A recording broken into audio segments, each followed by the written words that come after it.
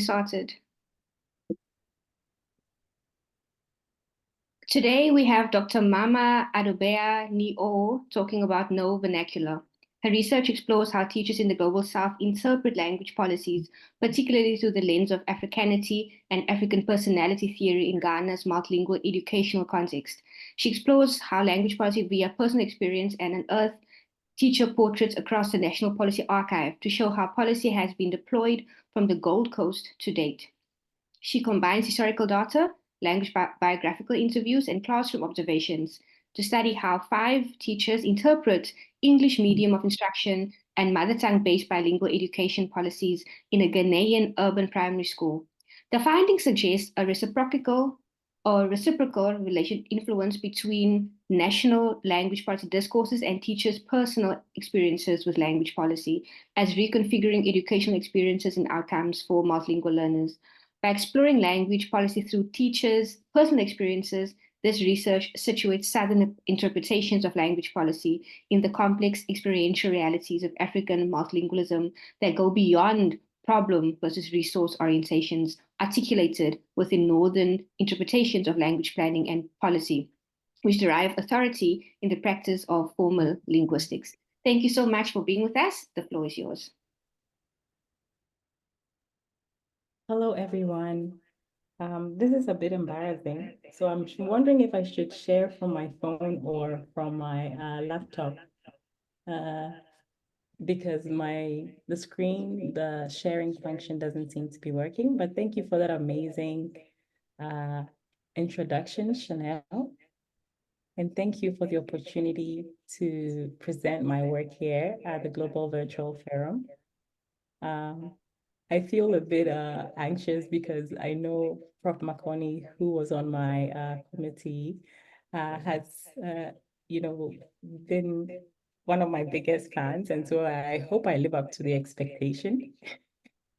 So today I'm going to be talking to you about my research. It's based on my doctoral research, and it's entitled Language Policy as Personal Experience. I will share my screen.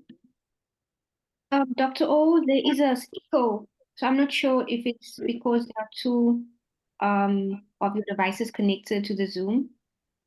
Okay, just a minute. I will have to. I think it seems better now, though. Wait, let me just, yeah.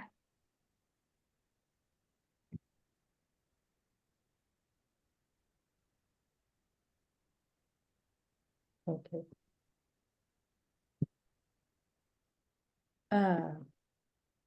Can you see my screen now? No, not yet. No.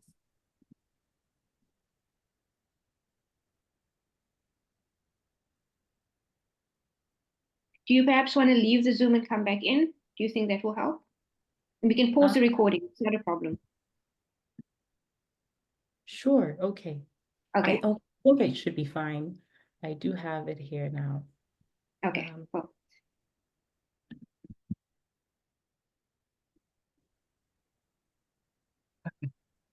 We can see now. You should be able Yes. to see the screen.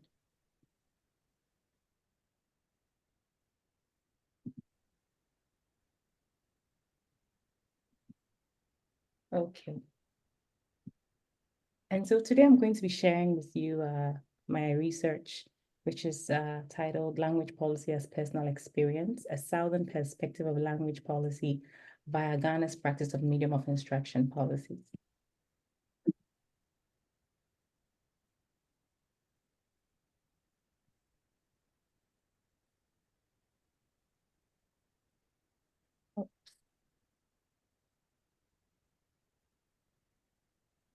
And so the presentation is going to be divided into 4 parts. In the first part, I'm going to be sharing my trailer with you, and then we'll look at a bit of the film, actually a short version of it, because this research is in 2 parts. It comprises a written portion and a 30-minute documentary film.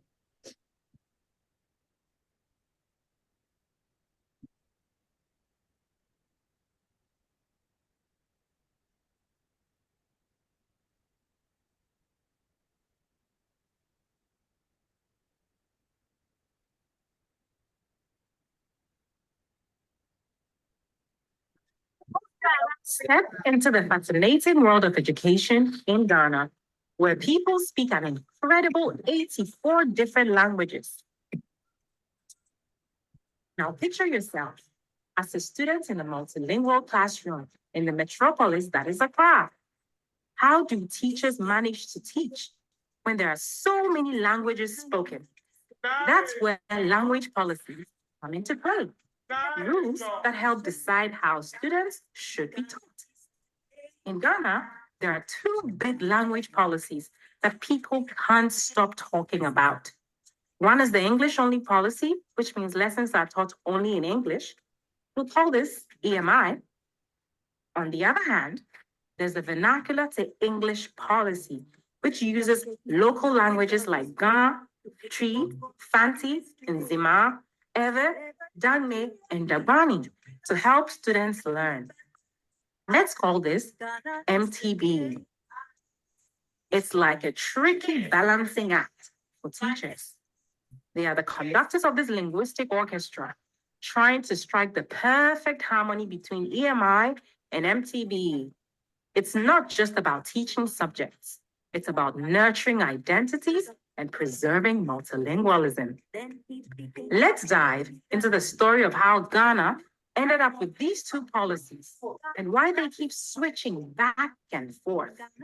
Join me on a journey to explore the lives of the amazing teachers, both from the past and today, who have played a big role in Ghana's language adventure.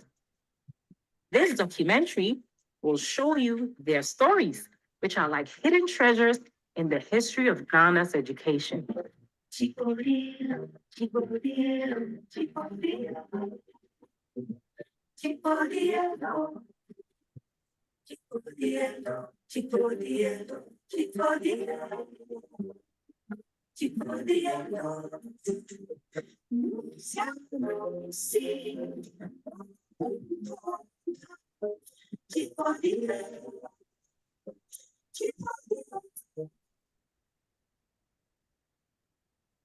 Excellent. And so that's the presentation. I want to make this bigger. Okay, and so I'd like to tell you a bit about the background to my research. And my study is inspired really by my dual experiences as a student and a teacher, dealing with policy bifurcation in Ghana's education system. And so I grew up in independent Ghana, of course, and I saw how teachers often stop students from speaking their native languages to learn literacy.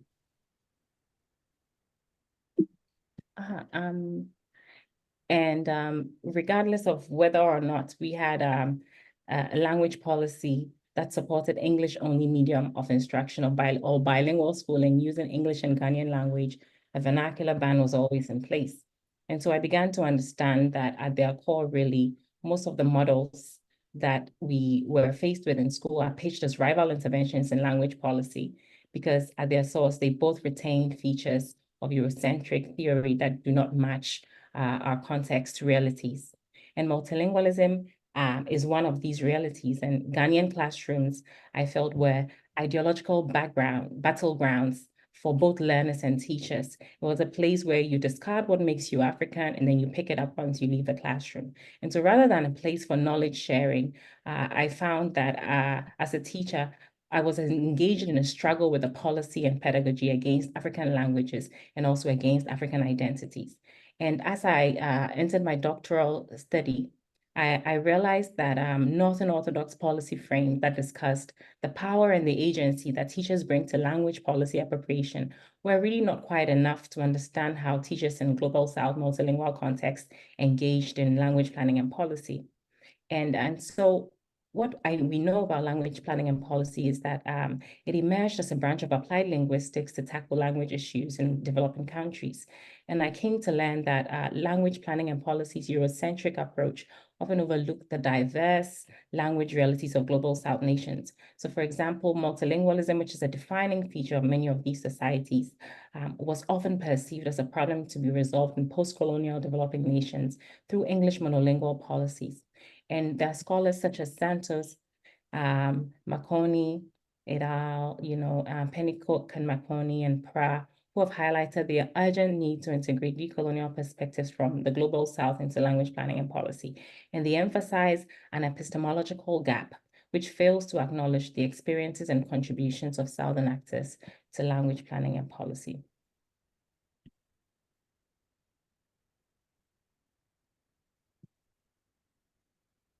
And so where my study was based was in Ghana, and it was conducted in Accra, which is of course the capital of Ghana, which is a country with a population exceeding over 30 million, and 84 languages. If we are to go with how Ethnologue, languages of the world lists and enumerates the languages are spoken in Ghana. And Ghana's language planning and policy has been significantly influenced by language ideology stemming from European colonization and the country's volatile political history. And so we see that even a 2017 UNESCO study revealed that a large majority of students in Ghana struggle with reading comprehension by the end of primary 2. And according to the 2015, and this is according to the 2015 early grade reading assessment, and the study here indicated that 2% or fewer students tested in each language were able to read fluently and comprehend texts in English or in their mother tongues. And so in light of the above, what my study sought to do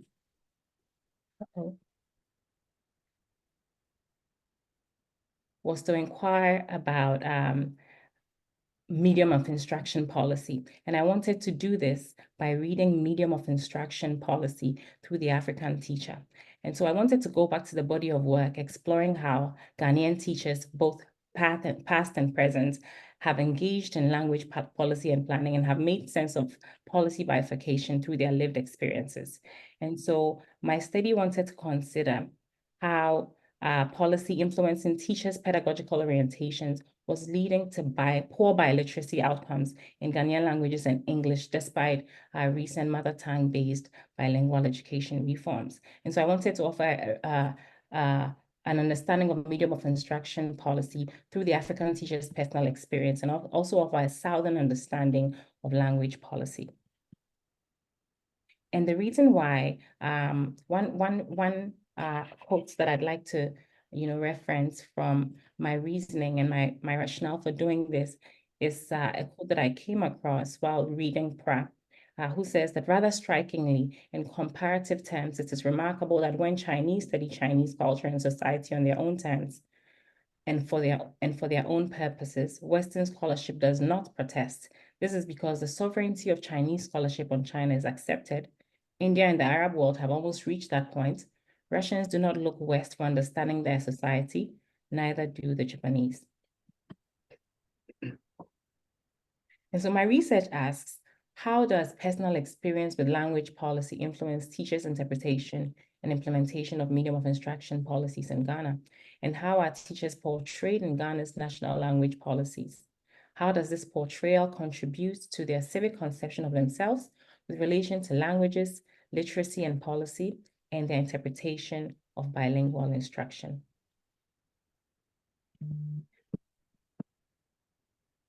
Now, the body of literature I used in my research was from language planning and policy and also medium of instruction studies. I specifically focused on, English medium of instruction policies and mother tongue-based bilingual education policies, because these are the two main models that are used in 11 states, in primary education in Ghana. And there are 11 state-sponsored languages that are used in primary education, currently from kindergarten to primary 3. And then from primary 4, teachers are expected to transition learners using an English medium of instruction policy. And the theories that are orienting the study are derived from the Southern perspective, but I focus specifically on theories of Africanity, going to the colonial archive from, Mudimbe, or the colonial, what he also calls the colonial library. I also looked at Ubuntu and Sankofa. These are African frameworks. And then I wanted to understand how teachers interlocute policy through what Mafeji describes as authentic interlocution. And then I also used the African personality theory because I wanted to recover and uncover and reposition, African languages and African multilingualism as African genius. And so my theoretical framework essentially tries to center teachers using their language and saying that, language is a means for African teachers, language is a means of negotiating themselves. And I call it a personal archaeology of language policy, because what it's doing is that it's trying to excavate the African teachers' own experiences with language policy, right from their schooling experiences, from their family, home language policies, family language policies, growing up surrounded by the reality of multilingualism, how they engaged with it in teacher education, and then also how they engage with it in their daily lives and also in the classroom, using English in teaching or using mother tongue-based bilingual education policy. And what my theoretical framework really aims to do is to speak back to Language Planning and Policy's colonial archive. And so I'm looking into the archive and I'm looking at the silences in the archive and looking to reveal alternative voices. And this is what Santos has called the sociology of emergences. And I found that these emergences aligned with African ways of knowing and learning. And so you can think of Sankofa, which is returning to the source, and Ubuntu, seeing oneself through the other. And these I considered as valid alternative ways that Africans use to learn and know and negotiate multilingualism and the languages that are not necessarily valued by Eurocentricity. And so I theorized what I call the personal archaeology of language policy as a metaphor to explain how African teachers engage with multilingualism in medium of instruction policy through a historical and social exploration of their language experiences that explains that for many Africans, language is a means of negotiating the self in multilingual spaces that grapple with policy instability. And so in the context of my study, Africanity here is speaking to a combative ontological stance towards dominant Eurocentric analysis of African peoples, their languages, their cultures, socio-historical experiences and settings, which is how Mafeji describes it. And then the framing also allowed me to reposition teachers' experiences in African languages as African genius in terms of multilingualism and how it's handled in the education sphere in the global South. And this is what I'm referring to as African personality, the notion that Africans possess their very own genius, and that this genius finds its unique expression in a dynamic and unapologetic celebration of indigenous social codes related to the African identity, languages, ethics, hospitality, and communal traditions. And I took this from, Kwame Nkrumah, Ghana's independence fighter and first Prime Minister of Ghana, who popularized the notion of African personality. Now, when I talk about Africanity, I'm also referring to Mudimbe's, understanding of authorization and of Africanity. And Mudimbe suggests that there's an African gnosis or African methods of knowing that do not derive from a Western episteme to diagnose the African experience.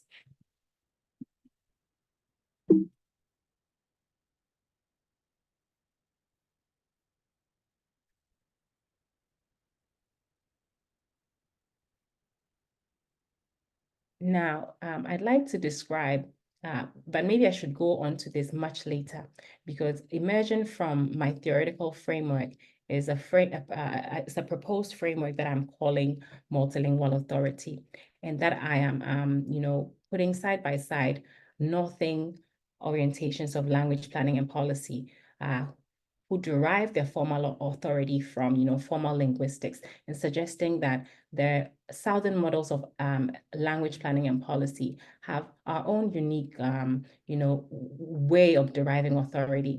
And we derive this authority from our multilingualism, from multilingual experiences that we have in our family, in our community, our society, and schooling, through mother tongue oracy. Most recently, I was discussing with a mother, and this is another study, a number of mothers who had moved to Canada, who had put their children into schooling, and we're talking about how they were adjusting to teaching them literacy through the use of stories. And most of them said to me, the essence of telling stories, the orality that comes with storytelling that I learned when I was growing up, is missing here, because here we have to use a book to tell stories. And so because my children are now getting used to reading through just picture books and books, the imagination, it's kind of interfering with their imagination, because I used to tell them Anansi stories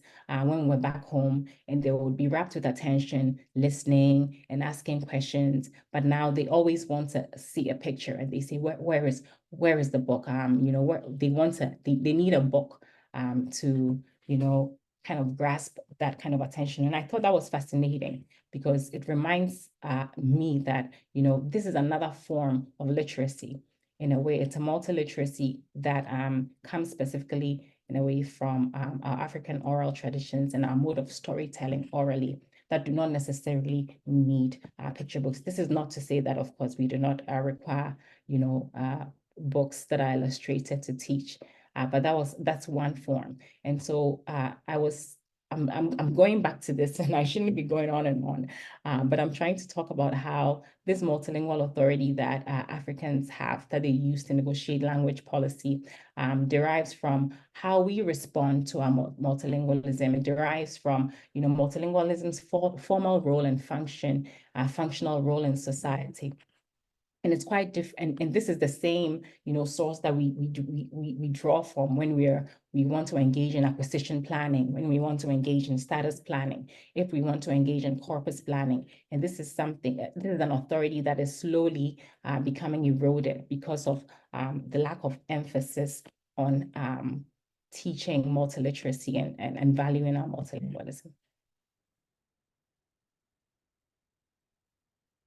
And so for my research, I used a multi-method interpretive qualitative design, and I collected and analyzed 3 types of data: historical and contemporary documents that were related to language policy and teachers' engagement with medium of instruction policy.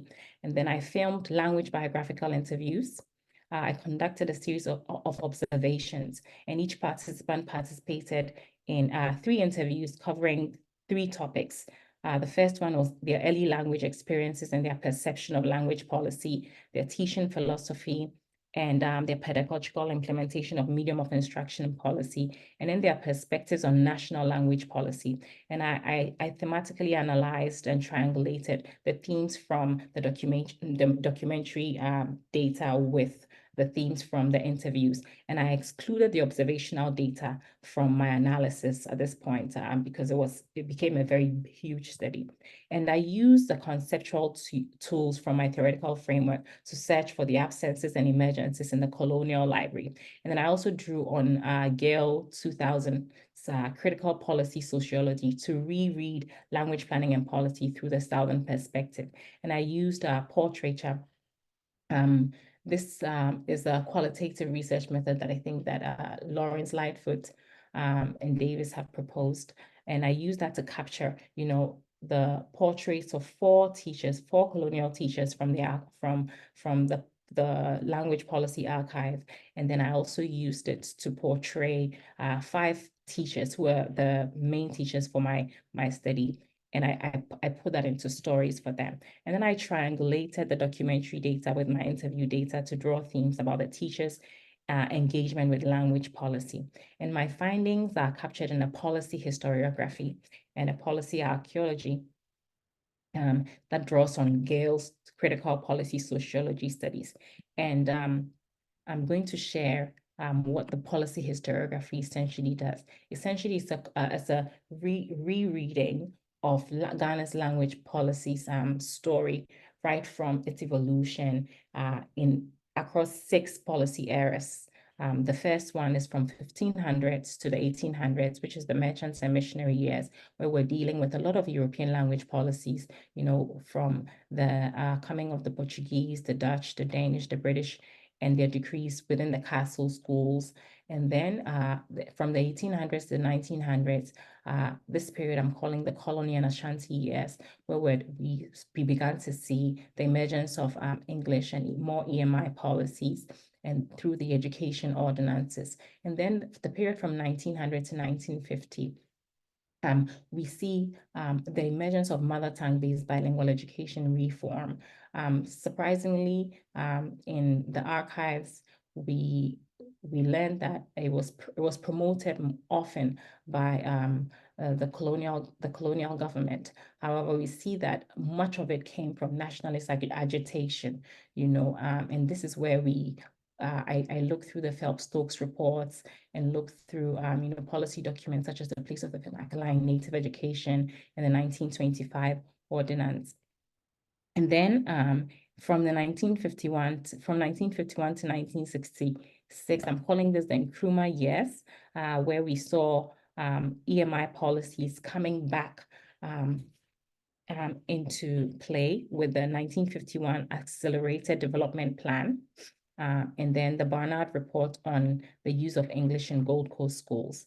And then from 1966 to 1991, which I'm calling the coup years, we saw the re-emergence of mother tongue-based bilingual education policies with the overthrow of Kwame Nkrumah and an education review, and also multiple education reviews, actually, with the 1987 Evans Anfom report. And then from 1992 to 2024, which is the present period, I'm examining how EMI policy and then also the change back to mother tongue-based bilingual education policy, the back and forth, how it has played out with a return to democratic governance through reports such as the 2007 Anamwa Mensah report, and then the current mother tongue-based bilingual education policy, the current medium of instruction policy in place is the NALAP, the National Literacy Accelerated Program, and then a new framework that the Ghanaian education system is currently working with called the National Pre-Tertiary Education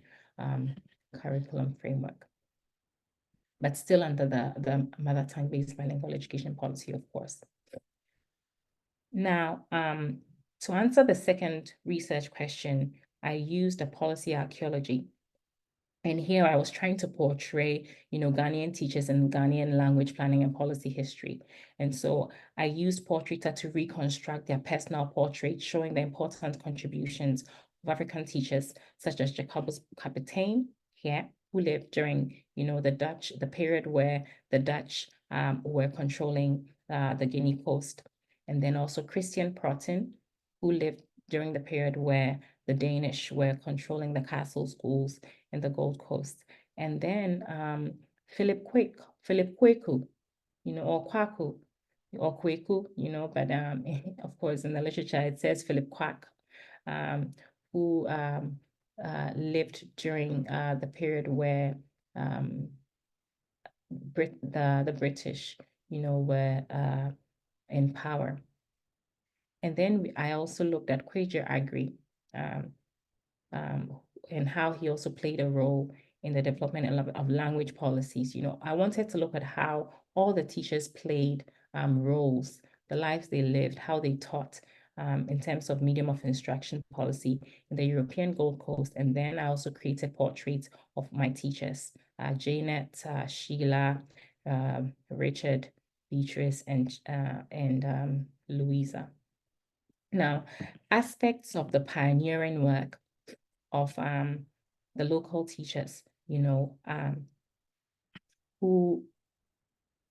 I highlight in Ghana's sociopolitical past.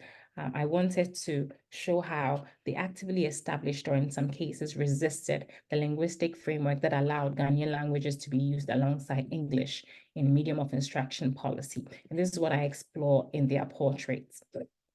And in the modern portraits, I see how the teacher's multilingual authority, their linguistic authority, has evolved in comparison with the interlocutory stances that were adopted by, the teachers in the historical portraits. And what the portraits depict really is a personal side of language planning and policy, because it shows an intimate side of how teachers engage their own multilingualism, how they engage the authority to speak multiple languages, and how they worked for or against the multiliteracy framework.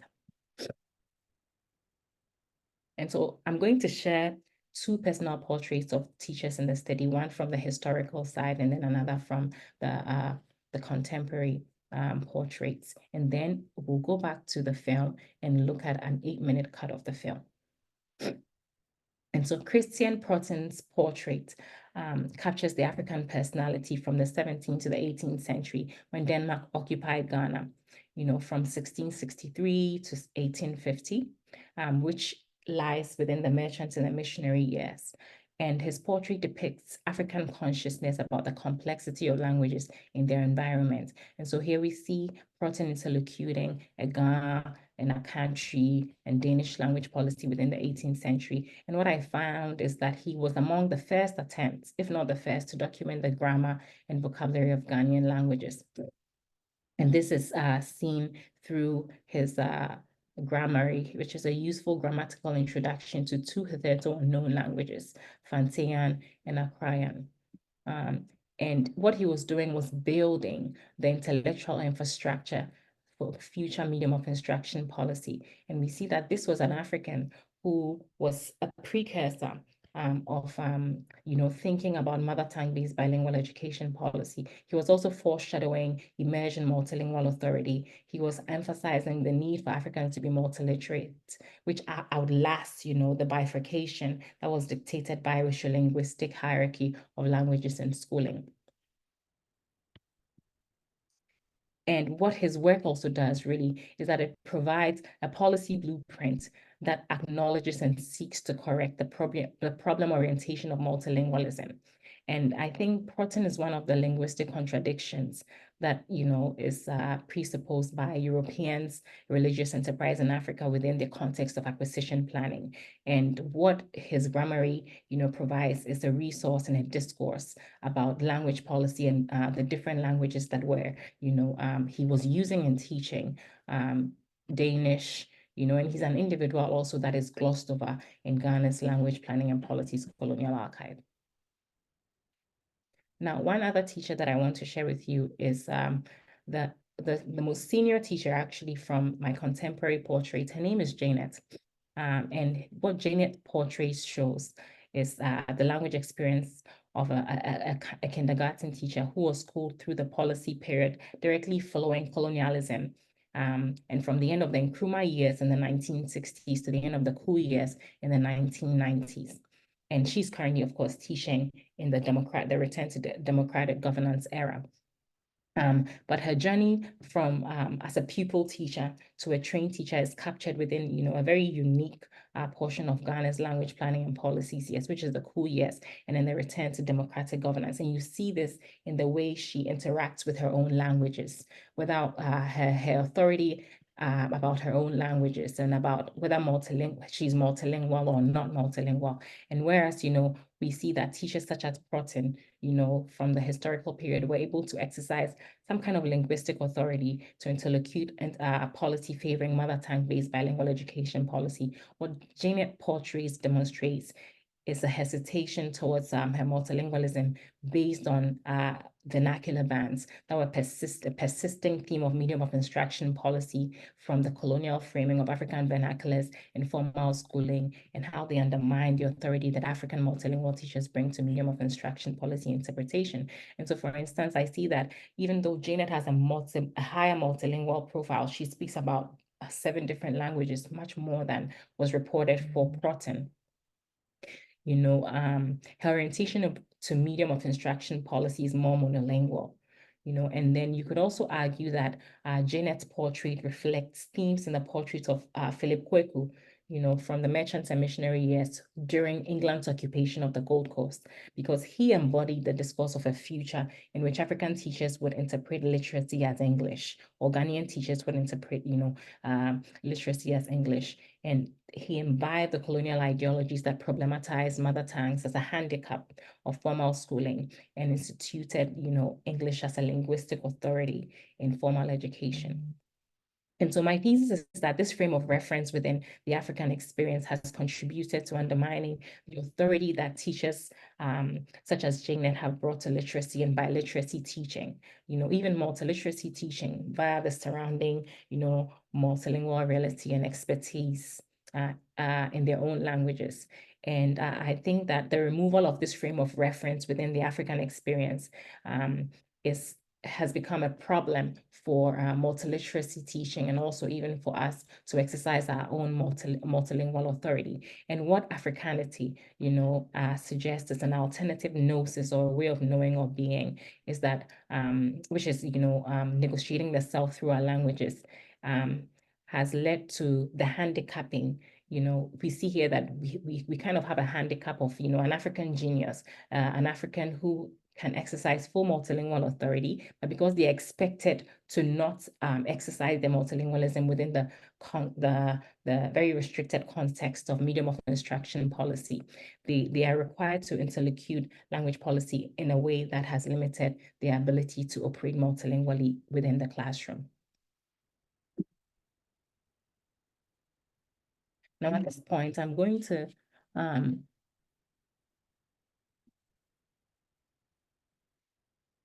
pull back a bit and show an 8-minute cut of the documentary.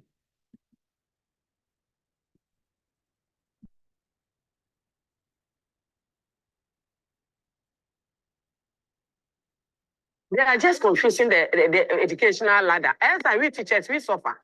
It puts pressure on the teacher. We, the teachers, are suffering. You understand? Because you have to dance according to the tune of their song, which is not right. Step into the fascinating world of education in Ghana, where people speak an incredible 84 different languages.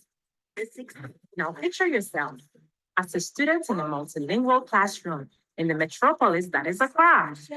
How do teachers manage to teach when there are so many languages spoken? That's where language policies come into play. I'm digging into this topic for my special research project, and I'll be using some big words like Africanity and language planning and policy. These words should help us understand how important it is to learn from African history and culture, and the decisions that shape how we use language in education. I'm going to be like a detective, digging through old records and learning from smart people. One thinker from Congo named Valentin Mudimbe tells us about something called the colonial library. This was a way that the Western world tried to show Africa in a way that wasn't true, like telling a made-up story. For the colonial governments who were trying to teach their languages in places like the Gold Coast, they brought with them a certain way of teaching. This way of teaching was based on how Europeans taught things like reading, writing, and literature. They wanted to fit this European style of education into the local context, which means that they tried to make it work in the Gold Coast, even though it was different from what people were used to. The policies put in place made the local people change how they taught using their own languages. But the goal of these changes wasn't always about helping the local learners embrace and feel proud of their own languages or their multilingualism.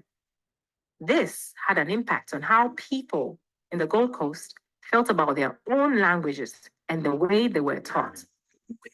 In the 1920s, Canadian-born British colonial governor called Gordon Gudgesberg planned to build a school that resembled British schools in the Gold Coast. So he built the Prince of Wales College, known today as Achimota College, as an experiment for using the local languages and to train teachers. Even though Guggisberg did many good things, some parts of his ideas make the languages in Ghana not as strong. What a lot of people do not know is that Guggisberg's ideas were based on another idea from the USA on how to teach free Black people who white people enslaved. And so even though it might have done some good, some of Guggisberg's ideas ended up making the local languages not as strong as they could be because they were based on this other policy report. Now let's zoom in a bit. Imagine meeting a group of knowledgeable teachers today. These are folks who've seen it all, the ups and the downs, and the twist of the language journey in Ghana. They've got stories to tell. I spoke to teachers like Janet, who spoke about the time when Buzia was in power. Well, I was born in Tema, and from there, those days, my father was a contractor. So I have to follow my father from every place. We move from village to village, town to town, city to city. So it wasn't easy. From Tema, I was taken to Sekendi, where I started formal education. Now, my partner said, Sekendi, na me best start school. Na me best start school, no. Na, ye two Dr. Kwame Nkrumah efi akonya so. Inti ne Buzia, and there was so samre no. Sekendi, hono. I was not, let's say, fortunate or not fortunate. Ya kwatina in Kremo Muslims. I was living among the Muslim community. Inti no, niyakoba ene se, ese misunya omu kasano, hauza, ene omu lifestyle. It wasn't easy. Inti meko makalanta, I started school using this makalanta. So we were writing from right to left instead of left to right. Into me come makalanta school, you be a half de me share my braba. And quite ye because someone say omono I say omo culture, their way of life. Into wono awoye akanenu. If you find yourself in such community, yeah, sometimes no na bibi. Me come makala me fancy class 1, class 2, and me papa. Eba Accra Hanum say when your contracts or be a quine be buzi amana contract so on your quine be from Ashiaman to September. Intino nearby and say as a semi call Bema Camp schools nibi. Means me kai no. But still not Dr. Buzia ne was so. Into I was in this Bema Camp schools. One day you're sorry, yes, hey, you too Buzia and come and see speed. Everybody was running away. Now easy. Until when I came to the Burma Camp schools, they were speaking English. The medium of instruction there was English. Just look at me. Bro, for no teacher, I don't understand what they are saying. So sometimes I will just sit down and look at the teacher's face. So maybe she will use something like sign language and tell me this is what I want you to do. When they give us work, I don't understand what, everything is in English. And how can me understand the English language coming from where I told you I was born and taken to? So it wasn't easy at all. In fact, I have to struggle learning the language. Now, this is the point that our native genius, our ability to do things, our ability to conceive, perceive, and express what we see and feel and think is best done in languages close to our hearts. Best done, are best reflected in the lingos that we learn from home. And the moment we lose this, the moment we abandon this in favor of usages or languages which we can never control properly, we place ourselves permanently at a disadvantage and culturally in a neo-colonial position vis-a-vis the cultures and the patterns and the traditions of our former colonial masters.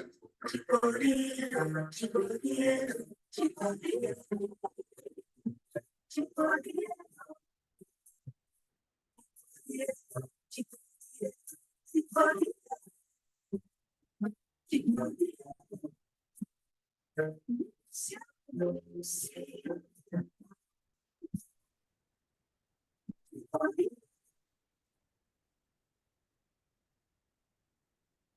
so going back to our presentation, now you just saw a short cut of the documentary because the documentary is about 30 minutes long. And it's titled, actually, it has a bilingual title, I should say, because it comes from Janet's very evocative.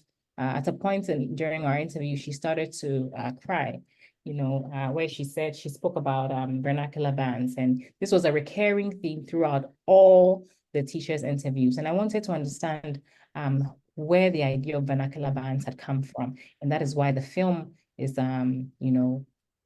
focuses on the vernacular bands. And she says in her classroom, actually, all of them said that there was a portion of the blackboards in their classroom where every morning before lessons, the teacher would write no vernacular. And so she said, "Eboho nti no vernacular." And so that's the title of the documentary. It was right there, no vernacular. And so I wanted to understand where the idea of vernacular bands came from, when from the colonial era, the vernacular was being used and teachers were, interlocuting medium of instruction policy multilingually. And so thematically, what the research confirmed is that Eurocentric language ideologies dominate medium of instruction policy framing, even though, the Europeans have long left, the shores of Africa, or, and it also dominates teachers' civic conception of themselves, as well as their interpretation of bilingual instruction. And these ideological discourses are a direct consequence of historical power dynamics, colonialism and neocolonialism. And one way that, the breakdown of the African personality's linguistic authority can be seen in the study is through the theme of the silencing of African languages, which is, through the vernacular ban, making the African genius voiceless in the multilingual classroom space, as Jeanette's narrated in the extracts that we see in the documentary. Now, thematically, what we see is what I saw through my data was that there were bifurcated conceptions of education, literacy, and bilingual instruction. And teachers did this by framing literacy as English, and there also happens to be medium of instruction policy segregation. When you ask about medium of instruction policy, even though we are using supposedly a mother tongue-based bilingual education policy currently in the early years of basic schooling, there's still this focus on, there's English in schools and there should be vernacular used at home. And then there are also contradictions in what a bilingual medium of instruction policy really is referring to. Does it mean that we should do away with vernacular bans? Are the vernacular bans back really? Are they really gone? And how are we really promoting mother tongue-based bilingual of instruction or bilingual education if we are not dealing with, the consequences of the vernacular bans through teacher education? And then also the second theme of my study was actually a question, whether teachers, because this was something that I found, teachers an intellectual infrastructure for decolonizing language planning and policy. Because I realized that although they seem to lack, the contemporary teachers from the study seem to lack this linguistic authority within the classroom space during my observations, they encounter an ambiguous implementational space. And the floor is theirs to interlocute policy as they see fit, and I also noticed that when they had the opportunity to do that, then they would have a very monolingual orientation. However, if they were put in a situation similar to what the situation that the teachers from the colonial era were in, where they were dealing with very little, and had to come up with their own resources for teaching, then teachers were acting as the school, and then their multilingual authority all of a sudden would show up and would come up in full force, and they would interlocute the policy so that acknowledging the fact that the learners we're dealing with were multilingual learners. And then I also wondered whether teachers, in this case, are hidden sites for curriculum and policy development, because then they would actually start creating resources. You would see the African genius at play, developing resources to enable them interlocute the medium of instruction policy multilingually. Now, I wanted to show a few extracts from the data. And this is, of course, focusing on the vernacular ban, which I saw across the teachers' interviews. And Janet said, "Ebohonti, no vernacular. The moment you enter the class, it is pasted on the wall, no vernacular speaking." So as I said, no vernacular, and I also could not speak English. It meant that some of us in the class did not speak, because what kind of English were we going to speak? We only started speaking English along with the others as time went on, because we started learning the basics from our fellow students. And this is Sheila, who schooled during the Achampon regime, also the coup era. And she says, "I will say that the Achampon regime did not help us a lot with our local languages, because they put a stop to all local languages being learned in the school.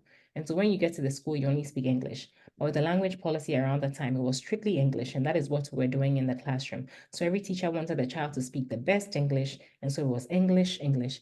Whereas when you go home, you are going to speak your native language with your parents and other family members." Richard said, "It was even written and posted on doors and walls of the school. Do not speak vernacular or you'll be punished. These instructions put much fear in us as school pupils. Eventually, our Ghana teacher left the school because of frustration. This discouraged some of us because we were examining the vernacular as a subject at the end of each term. Meanwhile, we were not allowed to practice it. We were only allowed to speak the vernacular during the period it was taught in class, and the only place you could practice it was during break time." And Beatrice, my youngest participant, said, "In class, unless you're in the language class, that is when you respond in another language. But if you're not in the language class, you respond with English language.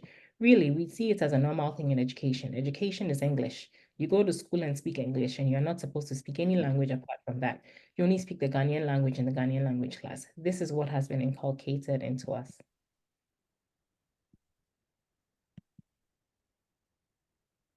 And so this is an extract from my data explaining how I saw, I thought, well, the teachers need some kind of multilingual authority, and they do not think they have the multilingual authority, because all of them claim, it's actually my English that is better. I do speak my local language. Well, with the exception of the Ghanaian language of instruction teacher, who, he actually happens to be a linguist, and acts in, the traditional setting. And so he has a very high register when it comes to speaking in his native language. But Beatrice, who had a very monolingual orientation, showed that she had the capacity to exercise her multilingual authority. And she says, "When I was posted for my first assignment to Ahenkwa, which is the name of the town, I went there.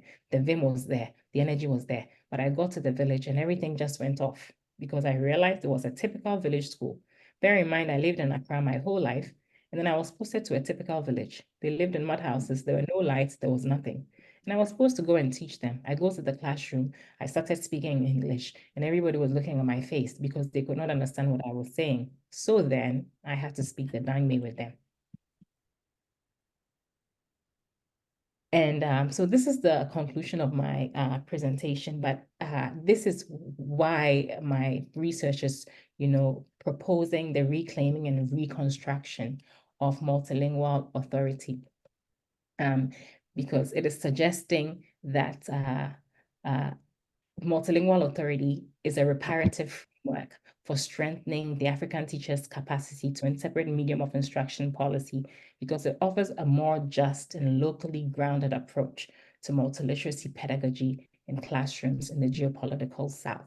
And this is where the multilingual authority framework that I propose is an alternative framework for conceptualizing language policy interpretation in African contexts by teachers, because what it does is that it interrogates the problem resource-driven focus of multilingualism.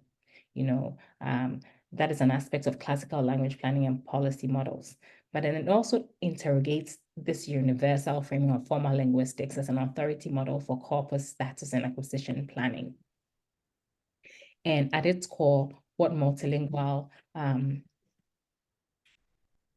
authority does really is that it considers the multilingual person, their expertise, and their experiences surrounding multilingualism as a generative genius for language planning and policy in African contexts. It offers a more inclusive approach to language planning practices, recognizing the legitimacy of interlocuting language policy tied to the multilingual realities of the South.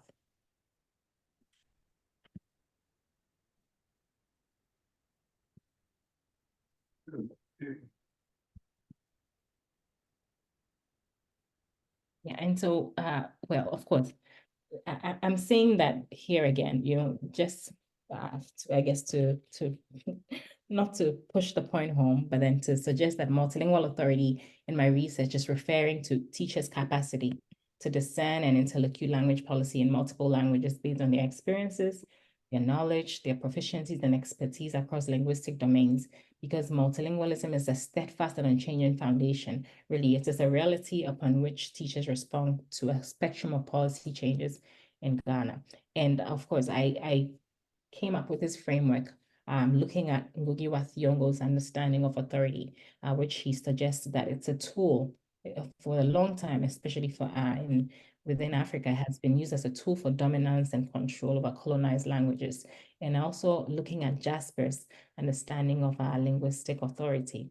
He suggests that language planning and policy dictates teachers' experiences and reliance on their perspective of their multilingual competence, and which is their linguistic authority.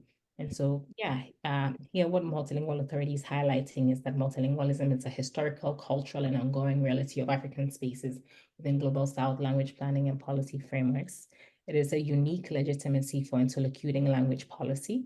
And then multilingual authority really does place the multilingual person in their historical, cultural, social, religious, health, economic, and political experiences surrounding multilingualism as a reference point for generating and developing intellectual repositories and engaging in language planning and policy. It questions the universality of authority used in language planning and policy, the classical and northern models, and that Africans engaged in status corpus and acquisition planning did so without considering formal linguistics or lingua franca necessarily as the starting point. It also allows medium of instruction policy to examine and designate teachers as part of the intellectual infrastructure for language planning and policy in multilingual settings. And so in terms of the implications and conclusion, going back to the theoretical framework that I proposed, which is a personal archaeology of language policy, I'm suggesting that that can be used as a conceptual entry point in language planning and policy research and teacher education programming for exploring the personal side of language planning and policy. And then also the combination of historical methods with language biographical methods such as portraiture and filmmaking expose the silences in the colonial archive and offers a critical entry point for examining where public policy meets personal realities. And so what the Multilingual Authority Framework does is that it responds to calls for future research to propose decolonial teaching approaches and pedagogies that teachers can use in multilingual classrooms. I think I should end here. Okay. Thank you very much, Mama, for a very, very rich and vibrant presentation and very colorful. We're really grateful. Professor Makoni, the floor is yours. Thank you very much, Mama, for this fascinating presentation. I think some of these questions you and me have talked about in the past, but it will be interesting, I think, for the audience who might not have been privy to the conversation between you and me to get some understanding of your particular position. What I found fascinating when I was reading your work and your dissertation is the way you combined the dissertation with the documentary that you produced. Rarely do you find dissertations that are accompanied by documentaries. My question to you then is as follows. When you focus on the documentary, what is it that you found easier to capture in the documentary than in the main text, which is the dissertation? Or putting it differently, what is it that the documentary enabled you to do more easily than the dissertation? And would you recommend that people work on dissertations that are a combination of a typical orthodox dissertation accompanied by a documentary? Well, you know, it's a bit of a complicated answer, or because it requires a lot of work. But I think it also requires a lot of commitment to, on the part of the researcher, of course, to, especially if you're researching contexts in the global South, to making sure that your work is not so far removed from the people that you're researching. In my situation, I realized that it was absolutely vital for me to try and communicate all the very complex theories, you know, that I was talking about, the policies in the form of a documentary, so that my participants, you know, the contemporary participants especially, could understand the origins of language planning and policy and their place in it currently, you know, within their own place. Because sometimes this comes also from my reading on critical policy sociology, and, you know, the understanding of where policy becomes so divided sometimes from the public reality by the time it gets to you know, the final user, in this case, let's say the teacher, where it's so hard for them to for some teachers, it's not hard for them to conceptualize it actually, but then to the challenges and the reality that you're dealing with is something that the originators of the policy, and this is something that the teachers would often talk about. Some of them would say, I wasn't part of the policy. And I would say, actually, you are part of the policy. So I would have to explain that what they were doing was policy. But in terms of whether or not the documentary, actually, when I started to do it, I realized it was not easy. And I think it was a huge challenge for me to do it, because from the beginning of my doctoral research, I had heard about the 3-minute pieces, and I said, I would love to see how this, I can, you know, communicate my research within 3 minutes. And even though it's fascinating, I still feel it's a very good way to do it. But it's hard for someone like a teacher, you know, to really still understand what your research is talking about in 3 minutes, especially if it's talking about them and their work.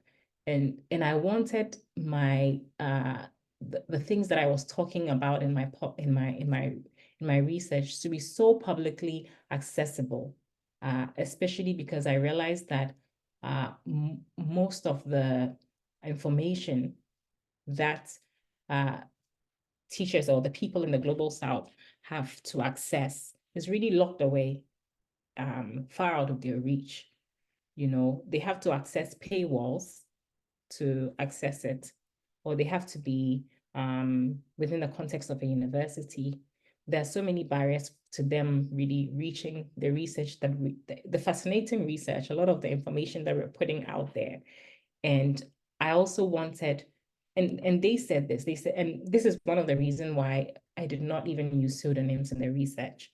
They said, they wanted their work to be acknowledged as teachers, you know. And I think it was important for me to do this, not just for them, but for the public in Ghana, to understand how teachers also grapple with language planning and policy within the multilingual context, and also see what role that they could play. You know, what role do parents play? It was important for policymakers also to see this from the perspective of the user end. Now, in terms of whether or not I would suggest that students do this, yes, if you can, but it would require you making up your mind very early on in your doctoral career or journey to want to do something like this. You would require a lot. That means you have to build a skill set for it, of course. But then now there are so many different ways that you could put your research across. You could do it in the form of a podcast, for example. You know, it could be a documentary, but it could also be a podcast. There are so many different ways. It could be, who knows, a radio show. I actually thought of radio because I thought this is actually much more accessible. And I love radio. I prefer radio really to TV.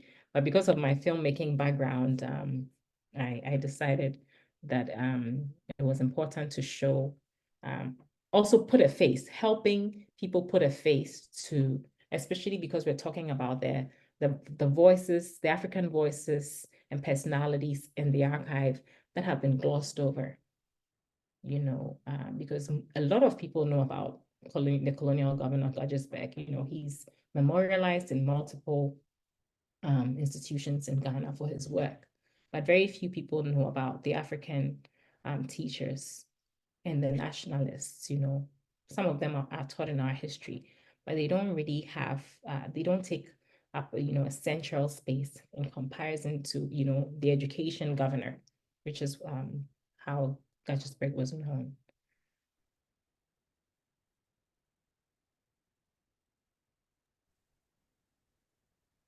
Harvey, you're muted.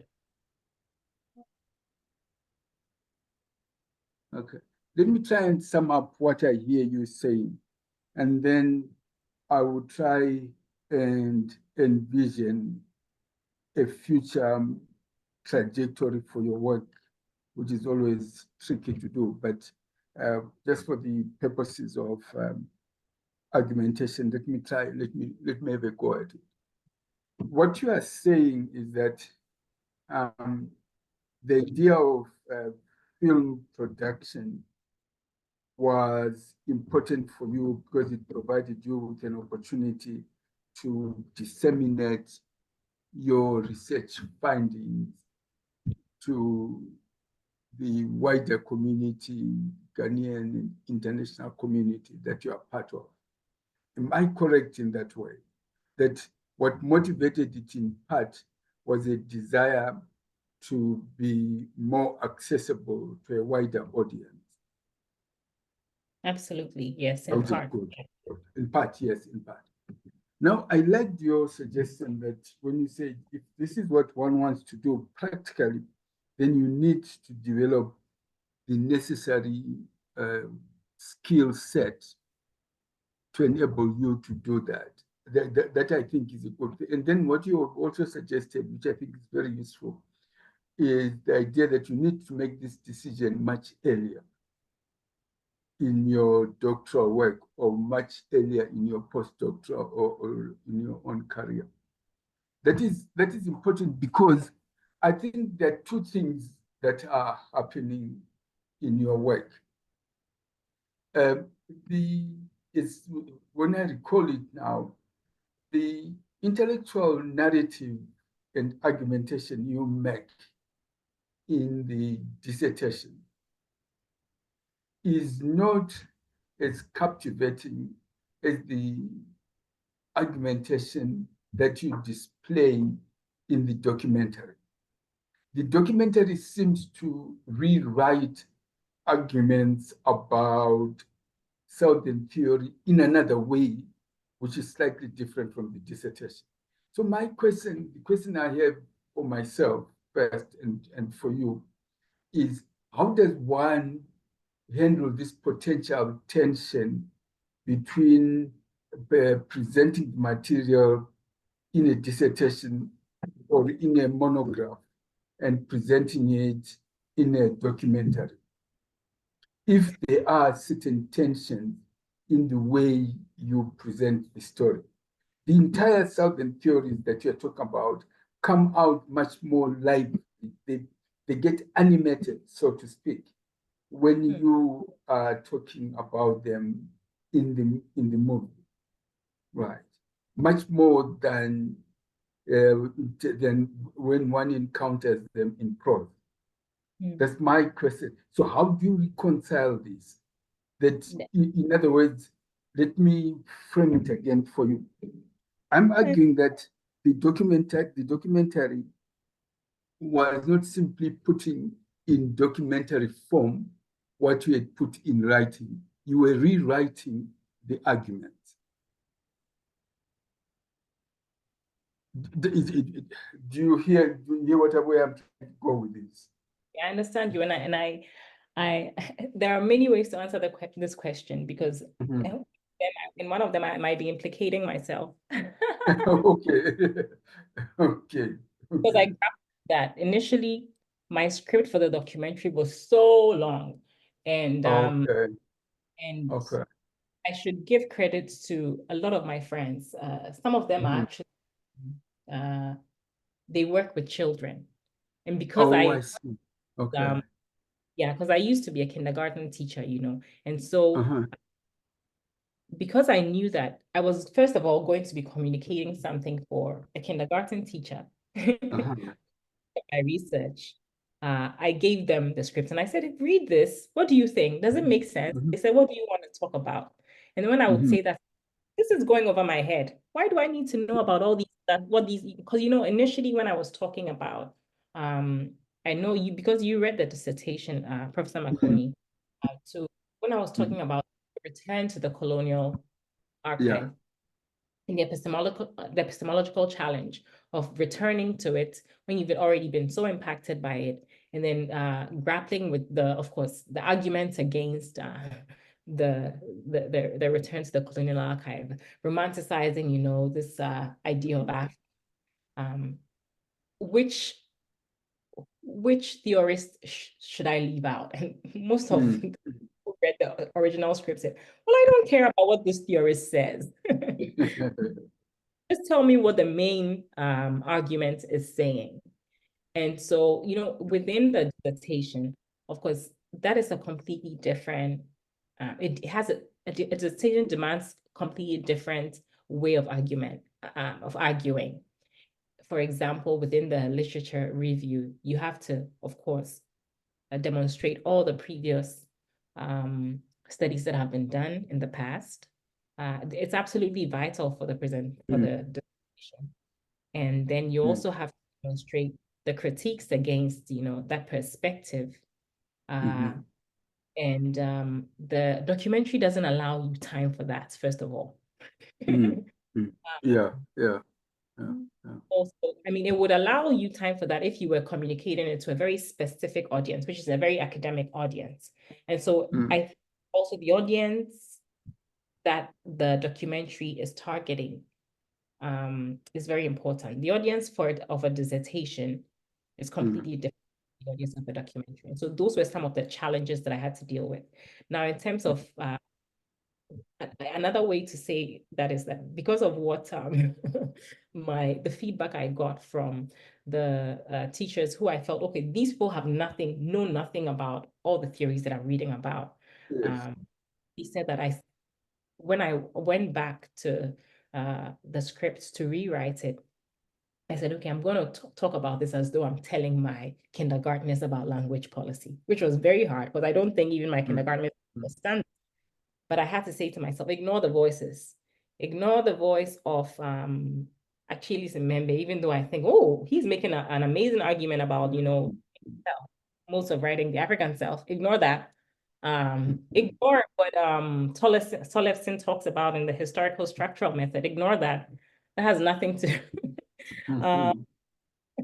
just write about the African personality, or write about what really is language policy. If I were to tell a kindergartner what language policy is, it's making a rule about languages, and kindergartners understand what a rule is. Everyone understands that, actually, not just a kindergartner. Yeah. Mm. And so one of the main challenges is ignoring the voice, ignoring the interfering voices, the voices that would interfere with the main argument, the central argument that you want to make. Yeah. Let's compromise the understanding of the documentary to an extent. For an academic audience, perhaps it might, because they might, of course, come up with all kinds of questions about, well, based on their own understanding. And of course, they've read much more widely, probably, if they're people in my field. But I think that because I wanted this to be research using a Southern perspective for people in the South, I considered the masses, more or less. I just two more short questions, not questions as such, but suggestions. Recapping what you and me talked about.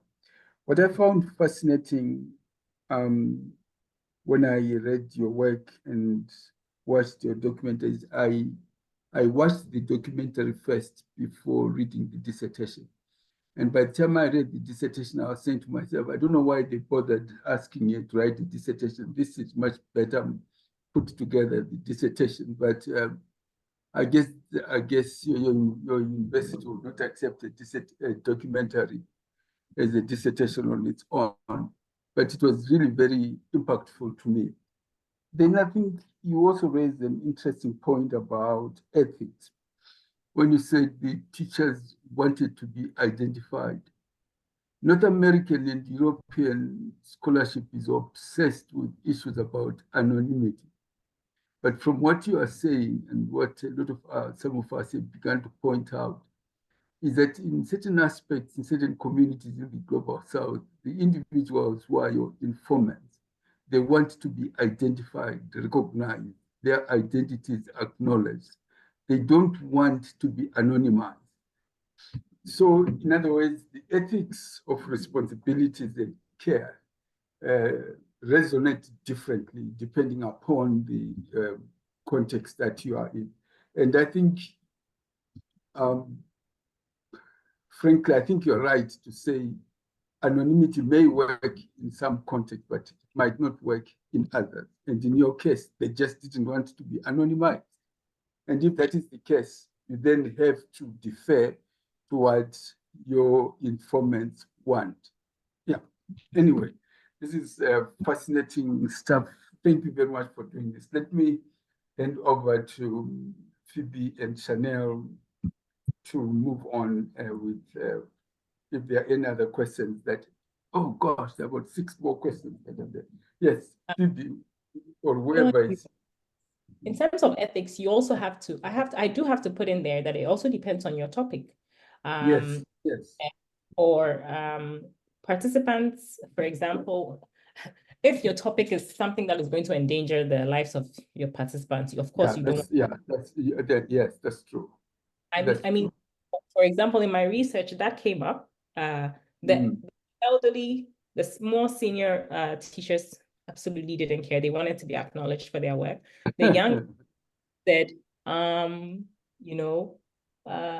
will tell me, don't put this in. Okay. Yeah, okay. But actually when you saw the argument that I was making, she said, this is actually the truth. It's okay, you can see my face. Because I gave them different levels of anonymity to choose. Okay. Okay. So it's not a simple question of anonymous or not anonymous. It's a question of degrees of anonymity. Yeah, fair. And then the subject content that you are dealing with, the geopolitical context that you are in. Yeah, that makes sense. Yeah, okay. Yes. Thank you so much, Mama and Dr. Makoni. So we have a first question from Vanessa, who wonders about the impacts of technology on the teacher's capacity to respond to multilingual students with YouTube and its impact at present with students' understanding. Yeah, I'm going to go back and read that because that is a very important question. My question is about the impact of technology on the teacher's capacity to respond the multilingual student with YouTube and its impact at present with students' understanding. I would have to understand whether you're talking about a teacher in the global south or a teacher in, because when I talk about the global south, I'm not just talking about, the global south geopolitically, well, of course, that too, but then also the communities of southness within the global north. So are you referring to teachers' capacity, the teachers you're talking about here who have access to, YouTube? I know we like to say now everyone has access to it, but really not everyone has access to it. And their impact with students' understanding. I'd like to understand which people in the South you're talking about, unless it's not people in the South, and this is a general. I've taught elementary school and ran into many of this in Washington, D.C., many of the difficulties that you're describing. And what I did as a strategy was simply to, they say, once you close the door, nobody knows what's going on in the classroom but you. Teaching the kids in the language they spoke, because I found out that built a better understanding over time. So I don't think that it's stuck to one place as so much as it's stuck to one way of thinking. But most of the students that I talk to now say, oh, well, I can find that on YouTube. But then when you threw in that you were going to villages that didn't have that resource, and I thought, oh, that sort of throws that. So I'm still as confused in terms of what to do as a person based on all that's going on in the world right now. I don't know if that clears it up any.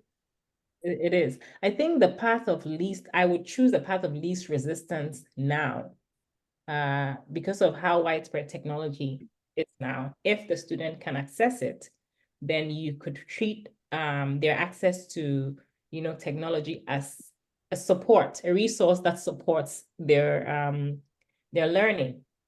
And in a way, it's your assistant, because they will definitely come back to the teacher, because you're the one who's in charge of assessments. You're the one who's in charge of, explaining into further detail what the YouTube, the video, whatever they access, the technology that they access is not able to do.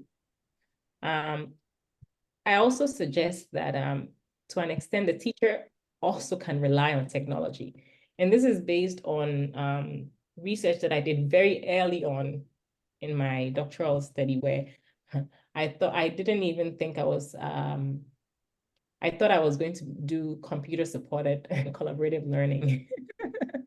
And so I experimented with the idea of, I was helping develop resources in the mother tongues and English bilingually. And I was using it with teachers. Some of them loved it. They were actually on WhatsApp and it was not just reaching their students, it was reaching their students' parents, which was even much more support to the child's learning. However, they could not always access it, because then they would have the problem with downloading it data-wise. At the same time, some of the teachers would be posted to a rural area where they didn't have a laptop, or it was impractical for them to do it. Or, it was just one laptop and so many students that they had to teach. And so if it facilitates learning, I would choose the path of least resistance. Okay, thank you, Mama. Salah Sudi thanks you for a fascinating presentation, and asks if you faced any challenges in gaining access to education policy materials or to just information in Ghana generally, and is also interested in learning more about the ethnographic findings you mentioned that were excluded and how they inform the documentary. And can you share more about that? Yeah. Yes, the main challenge in gaining access to policy materials had to do with money. I actually think that maybe the study could have been more interesting, more enriching. I could have found out more if I was able to go, because I did get some policy documents from the British Library. But I did it with someone who was in the UK because I couldn't afford to go there myself. And so I had to kind of train her as to how to go about it. And so she found what she could find, because it's hard to do archival research if you do not love doing archival research. And so she found the main documents that I was looking for, but I thought I could have found much more, especially to corroborate a lot of, I did find things to corroborate most of the that I'm making, but I thought I wanted more. But I thought, oh, this is work that, is it Lamin Sane has done? He was at Yale. He's done a lot of work on language and religion in the missionaries' work. And so I said, maybe I don't have to, go too far. I wanted to see, of course, the educable aspect of it, the pedagogical aspect of it. And so I stuck to the policy. Sometimes policy can actually be found in, missionary-related documents as well, which is what I was trying to get at. So in that sense, yeah, the main challenge was having enough funding. So I had to decide whether I was going to use that funding to work on the documentary or go to the archives, and access that. And most of the information that I was able to access at the Ghanaian archives, I have to say a huge thank you to the archivist at the Accra archives. I was not able to go to the other archives in Ghana as well. There are so many others because of money. I couldn't afford to do that. And some of them I was told were often not in a great state. And most of the time, there were more documents in the global north, the archives that, the FCO archives. I don't know if you know about Operation Legacy. Those archives were recently released, actually, the Foreign Colonial Office archives. I think it has even information if you're from Eastern Africa about, the Momoe Revolution. And those were recently released. And those are they were very classified up until much recently. And so I was wondering what about Ghana and Ghanaian education and Kwame Nkrumah, were in those archives, or in those documents that the British took away.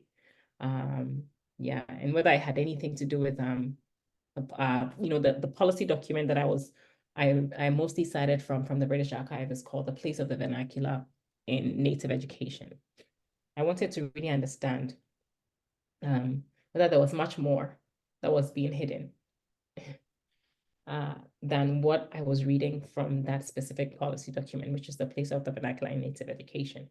But I think that I was able to read through the lines with that specific document and say, this is enough evidence to corroborate a lot of what the Phelps-Stokes reports, for example, are saying. In terms of the ethnographic findings, yes, most of them I tried to put within the documentary, which is being in the classroom with the teachers, observing how they taught using the medium of instruction policies. I actually have to go back to analyze that more, because at a point my supervisor said, you have to finish this thesis, so leave that out. And yeah, I would love to talk more about that with you. They definitely did inform the documentary because it helped, and also the thesis to a large extent, because they helped me to understand which teacher was actually acting in a monolingually oriented way, a multilingually oriented way, because what teachers do and what they believe they do sometimes can be very different. Thank you very much. I think we are all interested in that conversation. Murray, you can ask your question. Okay. Thank you for a very fascinating talk. I'd like to make a comment and ask a question. Comment is, I think what you described fall under educators as language policy makers in the literature, but within that literature, I haven't really seen the global South framing. It tend to be approached from the global North perspective. So I think your study will really contribute to that literature. Second question is to do with the participant selection. I thought using portraitures, the idea of Sarah Lawrence Lightfoot was really innovative, but how do you select participants for the contemporary portraits? Because you can sort of select different regions, so you have representation from diverse regions, and also age group.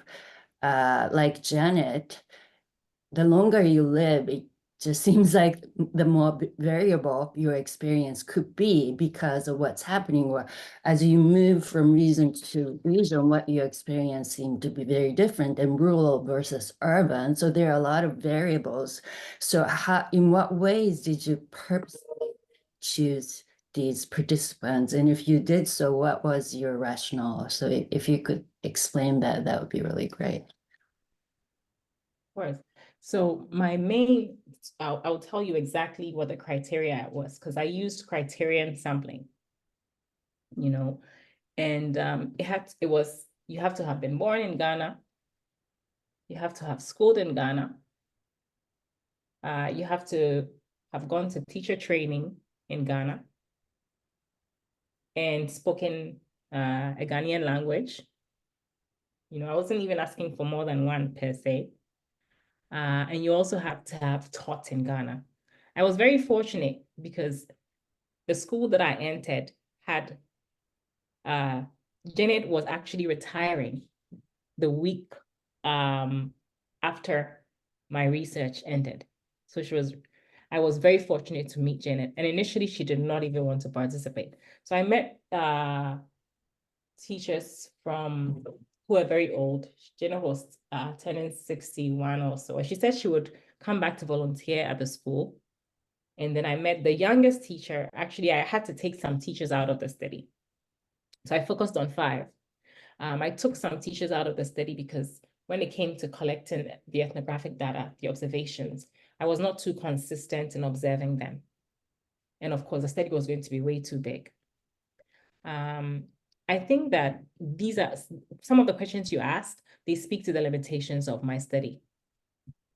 In terms of how wide was the participant pool, if I'm talking about the sociolinguistic situation and the sociolinguistics of multilingualism in Ghana, I don't think it was as wide because I was focusing on the context of Accra, the very specific urban context. And I was thinking to understand how this would work in a village, in a rural setting, it might be very different, but I wanted to listen to I was focusing on the personal experience of the teacher, not necessarily the multilingual context. I was focusing on the teacher's personal experience in terms of their interaction, their engagement and participation with the multilingual reality, whether it happened in their past, their present, their family life, and so all of that kind of informed the way I chose the participants for the study.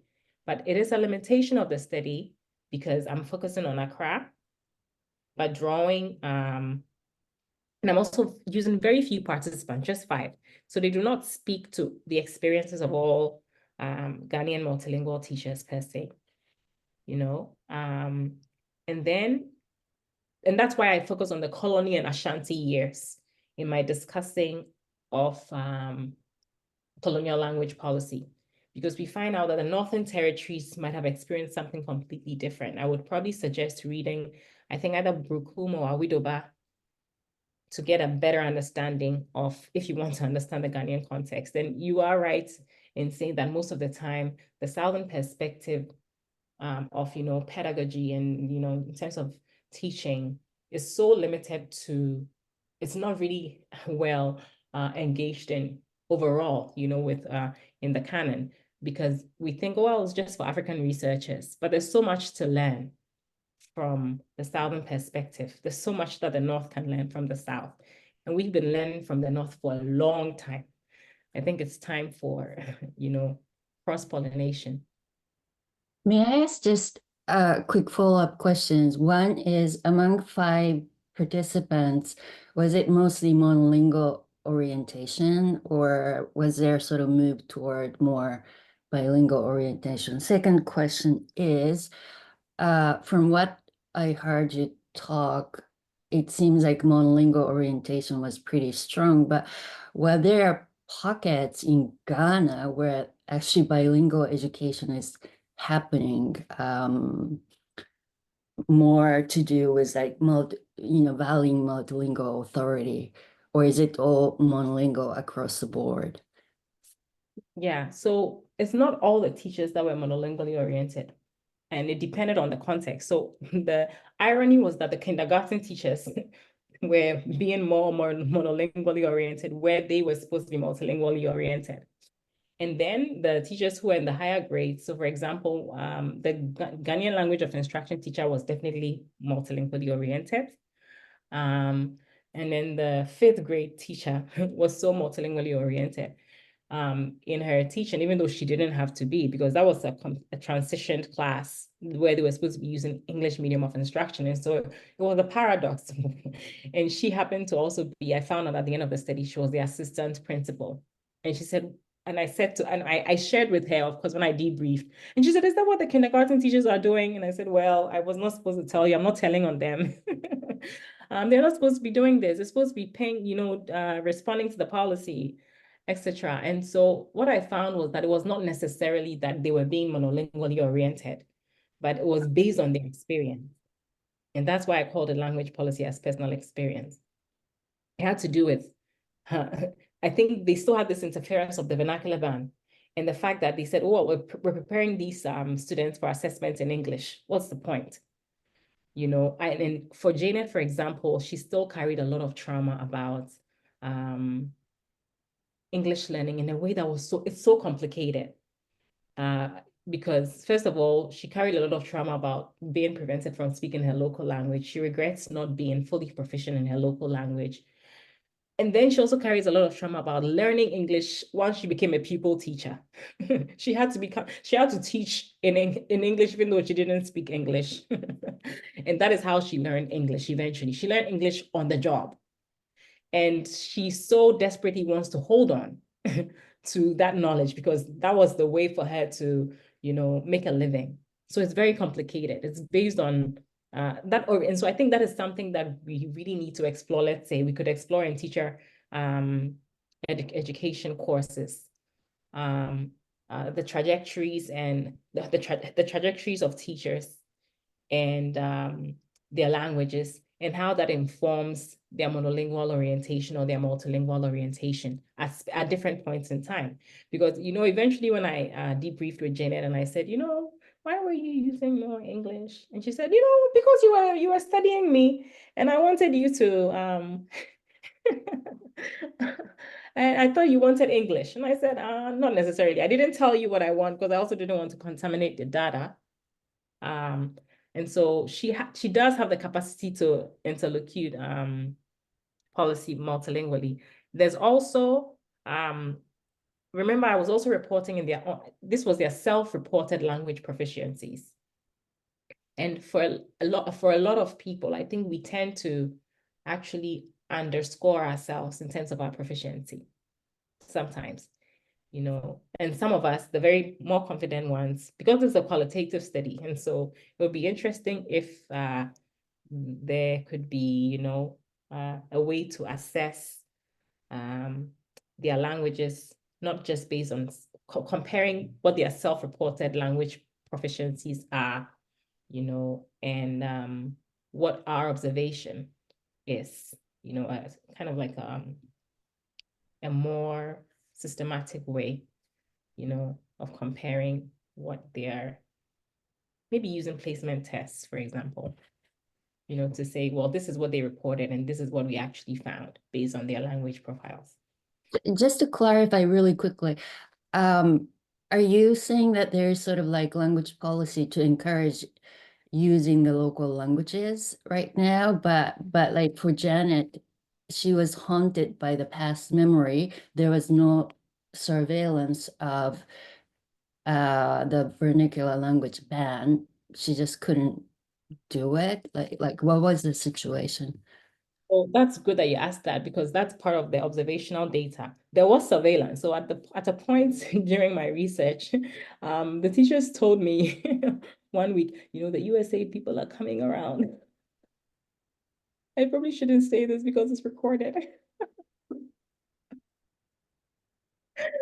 They said they're coming to observe us, and so this is what they'll be doing, and so they wanted me to know what would differ in their pedagogy that week. And so I saw very much how performative, this idea of surveilling whether the policy is working can be. When the ministry is coming around, this is what, I think it was Vanessa who said, once the door is shut, we know what we do. And so there's that as well. But it's not to say that they only performed multilingually when they were being surveilled. There were times that they recognized that they had to perform multilingually. It's just that they did not value that, and they also did not feel that they had the authority to do it. So for example, when the NALAP was introduced, which is the MTB policy, the idea is that every teacher from kindergarten all the way to grade 3 would be able to teach in the local languages. But it's a paradox to let that happen, because for the longest time, we've been preventing these same teachers from learning in their local languages. People know how to speak their local languages, but most of the teachers told me, we learned how to read and write in our local languages in teacher training college. Not just, most of them were self-taught, with the exception of the GLOI teacher, let's say, and then the Louisa, she had a father who was a missionary who went to different parts of Ghana and learned and preached in different languages. He was hands-on. And so he taught them how to read and write, not just in their own languages, but also in the other languages that they would be engaging with in church, because she spent about 7 years in the north. So she knows how to speak Dagari, but she's Ga, for example. And they lived for some time in Koforidua, so she knows how to read and write in Tree. So she learned literacy before she went to teacher training college. And so you can see that she has a lot of multilingual authority. And because she's the 5th grade teacher, she doesn't necessarily have to teach multilingually, but she has no problem exercising her multilingual authority. She doesn't hesitate in terms compared to, let's say, Janet, Yeah. Thank you so much. We have a few more questions. This is very, very rich, and we have a few more questions to get to. Kelson asks, thank you for this discussion, and asks, to what extent has your research determined a departure from the colonial epistemology in education in Ghana? Say that again, because I think you said, to what extent has the research... Has your research determined a departure from the colonial epistemology in education in Ghana? It's very interesting, because, while I was doing my research, because I was engaging with the teachers from the colonial period, I spoke to a lot of older Ghanaians who had been schooled during the colonial period, and most recently I spoke with Professor Dolphine. They were learning in mother tongue-based bilingual education. And so it's very interesting how things have changed. Even though now we're learning using MTB, the orientation to pedagogy is so different. And the understanding, the valuation of, multilingualism in the local languages and English is so different. And I find that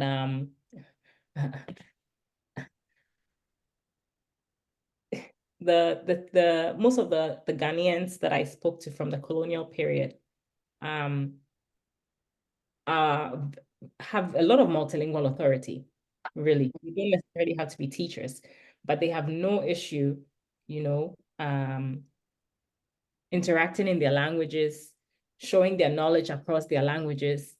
They have very strong English proficiency skills, which is what the Ghanaian education system is advocating for. but they also have very strong competence and expertise in their own languages, you know. And because of that, they worry about what the education looks like now. So in terms of how you said my research determines the departure from colonial epistemology, it's an ideological question, and it's also a very practical question. I guess it's ideological because you ask yourself, why is it that during the colonial period, the governors encouraged mother tongue-based bilingual education? To what end was it? Of course, in my research, I'm arguing that it was a form of indirect rule. They also had their own agenda, you know, but ideologically, that ideology has infiltrated the way we've conceptualized education now in Ghana, to the extent that it's become more of a pathology to speak or learn literacy in your local language, you know. And there's also a pathologization in a very weird way, or a misunderstanding of what multilingualism means. Multilingualism means knowing 2 foreign languages, English, French, Spanish, but not knowing your own language and another Ghanaian language, or your own language and English, or your own language and French, you know. And so that is where the departure, you know, comes from. And I think it goes back to how coloniality discussed, you know, how different Africans are. It was based on our difference, and they called the vernaculars. They lumped, actually, sometimes it was hard for me to say vernacular or vernaculars, because they lumped so many languages into this collective class called the vernacular, you know.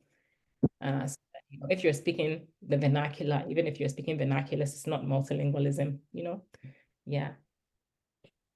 Thank you. One more question, and then Oyeronke can go.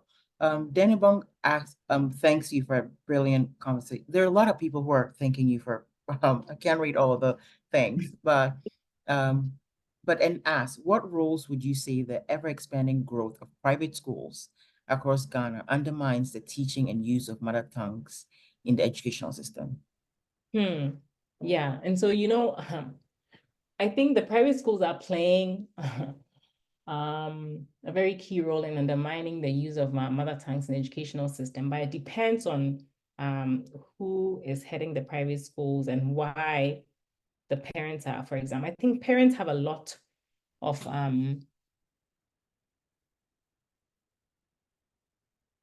parents really do determine to a large extent how schooling goes. You know, it's not just up to the teacher. And so I think I should not put too much blame on just the private schools, because they're doing what they're doing because they're being paid to teach English.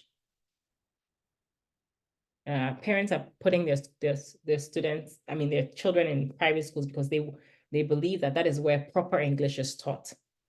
And in the public schools, there's also the issue of, you know, funding, really. I think that it's possible for private schools to follow the GES system and do it exceptionally well, because they actually have, but they would need commitment from parents. And so that is where, in a way, it's not just the expanding growth of private schools that is undermining multilingualism and multiliteracy teaching in Ghana, but it's also awareness. Like, we need more creation of awareness for the public and for parents to understand that they, to a large extent, determine how literacy or multiliteracy is passed on in schooling. Public and private schooling. So in that, because most of the teachers said, you know, the parents are even under, the kindergarten teacher said, sometimes they are more monolingually oriented because the students come back and they expect them to be speaking their local languages at home, but they're speaking English and they come back with the wrong grammar. And of course they have to correct that grammar, you know. Thank you. Yeah, the home influence is strong. driving force. Oyerinke, you're on. Hello, can you hear me? Yes, we Hi. can. Happy Friday, everyone. Happy Thanks Friday. for giving me the opportunity to at least throw this in because I know we're all wrapping up, but I wanted to at least bring this dimension in. Thank you so much for your presentation. And it's not really a question. I think that what you have done again this morning is to remind us of the various ramifications of what in our discussions as Africans, we call the language question. You focused on policy, but you've also broadened and looked at some of the societal, especially now when we talked about the influence of parents and all. So I also want to draw attention to these facts. Part of what we're trying to do is to see the ways in which our behaviors, our practices, whether in the classroom or outside of it, in many parts of Africa, are not affirming of Africa.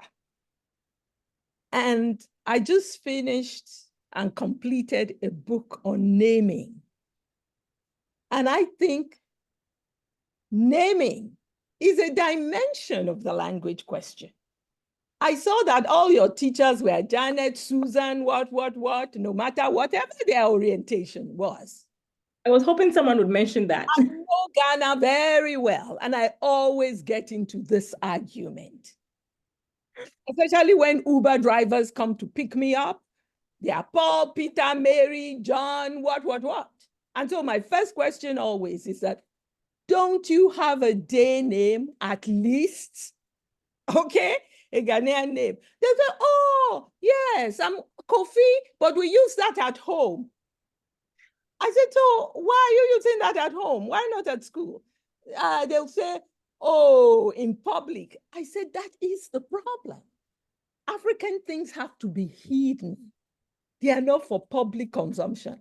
I always say it's like somebody who has two wives. In Yoruba, will say Yawo Palo. The wife that fits the parlor or the public space. And one, you can't bring her except in the bedroom. And you can't, and that's what Africa represents. And no matter whatever the orientation of these teachers or anybody, continuously still in Ghana, people have foreign names. They don't call them foreign names. They would argue with you to wherever. And I think in terms of self-affirmation, especially talking about school and kindergartens, it's time for us to get people to be conscious that the names we bear are part of it and at the very starting point of what we tell our children is valuable or not. Thank you. Thank you very much, Oyerinke. Yeah, when I finished analyzing the data, I said, why have all the teachers, including even the GLOI teacher who was so confident and felt so confident, he did say, he did say to me, try and change my name at the end, They try and use my local name, but I was done, writing the entire, I have to go through everything. I said, no, I'm tired. So that with his, I have to change that because he says use Niato. He told me you should use Niato, but he kept telling me his name was Richard, every time he spoke. So of course I used Richard. But you're right. I said all the teachers have used their English names, and I kept asking them, "What's your local name?" And they would tell me, yeah. But naming, I believe naming is a literacy. It's another literacy that has not been well explored. And I think this is another, understanding of literacy that we have to put within multiliteracy teaching when it comes to African education, yeah. And quick question, why don't you substitute local for vernacular? Yeah, and so I wanted to do that because I was, drawing on Mafeje, who talks about, authentic interlocution being local. However, within policy documents, I wanted us to really demystify what this idea of the vernacular is. We might as well embrace the vernacular and not see it as something that is pathological or a stigma. Because, of course, I think because policy called all the languages a vernacular, and now everyone is trying to run away from the vernacular and say, well, at the same time saying that, oh, well, they banned the vernacular, but then now everyone says, oh, well, she speaks vernacular, but what really is a vernacular? And so I'm thinking that we might as well embrace this term vernacular and say, well, yes, we do speak vernaculars. Vernaculars are our local languages, but we're proud of them. But I mean, that is my opinion. Allow me to throw mine in. I'm totally opposed because vernacular obfuscates. If you say they banned vernacular, okay, but they didn't ban Twi. They didn't ban Fanti. Vernacular is amorphous. We need specificity, especially since we're looking for strategies of change. Specificity is important. Thank you. I have to go. I talk about that in my dissertation. You're right. Yeah. Well, there's still some more questions. A very interesting question about the impact of Pidgin English on vernaculars, but we're at the 2-hour mark. So I think we will stop the recording and move all the rest of the questions into the after party. And so if you are still interested in this, please come along to the after party and verbally. It's unmoderated and unrecorded, so you can ask all the questions you want. But Mama, we are so grateful for a very interesting and vibrant and insightful presentation and discussion. There were so many thanks in the chat box that we didn't read, but thank you. And if you have the time, please stay here. Somebody was asking about the recording. It will be recorded and uploaded. So if you missed some part, it'd be available later on. So, yes, we're gonna start the recording now. Including the ones who have already left. I'm so grateful that you came to listen.